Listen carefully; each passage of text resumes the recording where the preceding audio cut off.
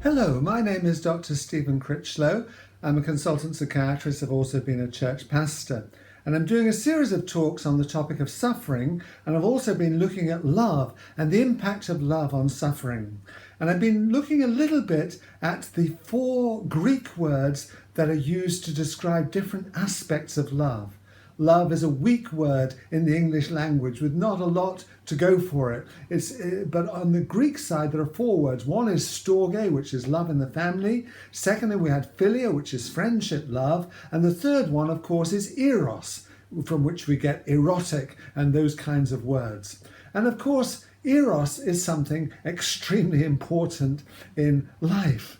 And there have been some very interesting kind of contracts made on the basis of eros. These are 2 or 3 of those interesting examples. There's a man whose name was Laritz Melchior. He was a Wagnerian tenor, and he was practicing in his garden the line, "Come to me, my love, on the wings of light." Now, I'm not quite sure where that is in Wagner. It must be there somewhere. But he was practicing that line. And literally, from the sky dropped a young lady at his feet, and her name was Maria, and she'd been doing a parachute jump, and the wind had drifted her to his feet. She was doing a stunt for a film. So of course, with that beginning, how could one fail not to see that they're going to get married and hitched up? And of course, that's what happened. Thomas Edison, the famous inventor, sent his beloved a message in Morse code when he was 37 years old, a girl called Mina. He taught her the Morse code and then sent her a marriage proposal via Morse code, and she sent back acceptance in Morse code.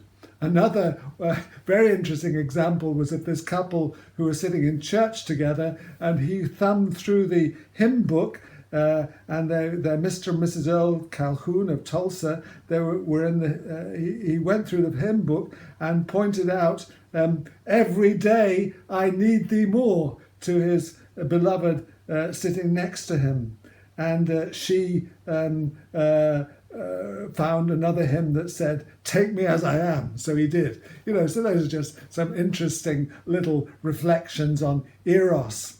Of course, eros is very important in life. And G.K. Chesterton had some interesting things to say about eros and marriage. My wife and I quite enjoy watching the Father Brown murder mysteries, and they're great fun, and we quite like G.K. Chesterton. But this is what he said. He said, "Being married to one woman is rather like being married to a harem.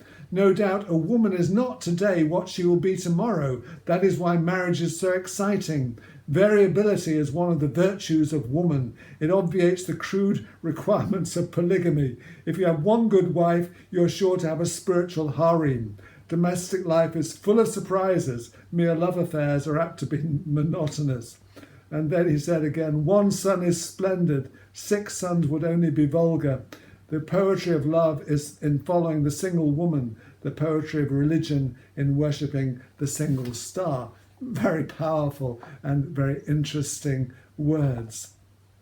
Of course, the Bible is very clear about eros and its importance. For the very first story we read in the Bible is of Adam and Eve, and they were naked and not ashamed. And obviously, the mutual physical attraction was very, very important.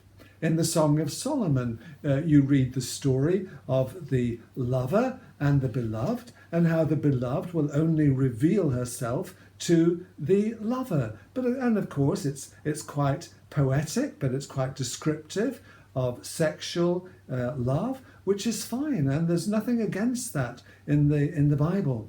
Of course, God does set limits. He says, one man and one woman together. That's important in life. That's important in relationships.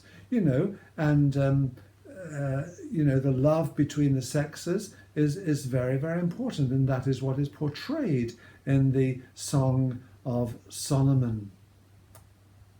However, in our family lives and the divorce courts and everything else that's going on, then that is often lost. And that sense of Eros has been degraded and lost in so many, many ways. But you see, God is on the side of Eros, and he feels it's very important. He created it after all, and he made it. And sadly, sometimes the church has got it wrong. St. Augustine, for example, thought that a marriage should and sexual relationships should be just for the procreation of children. I'm not sure that's right. I mean, God made it to be enjoyed, and of course it's enjoyable, and that is important. And some of the early popes used to say that it was a sin to enjoy it. Well, I don't think that's right. That's not the biblical picture of the love between a man and a woman. God created things to be enjoyed, and Eros is an important part. Of course, with Eros and the marriage contract, it needs other things to hold it together. A marriage won't hold together with just Eros. It needs the other forms of love, the friendship, the family relationships, and lastly, of course, the agape love, which is the love that goes beyond the other forms of love, and which I'll talk about next. Thank you.